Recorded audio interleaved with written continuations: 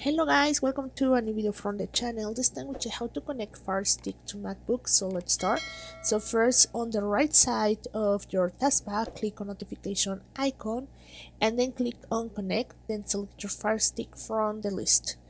Then you have to go to system and display to change the resolution scale on the screen. If you have a Mac, you can use a third-party app like our screen that it gives you a Play Store you can download and to mirror your MacBook on your TV using the Fire Stick on your device. That is how you can do it, guys. As you can see, it's not difficult.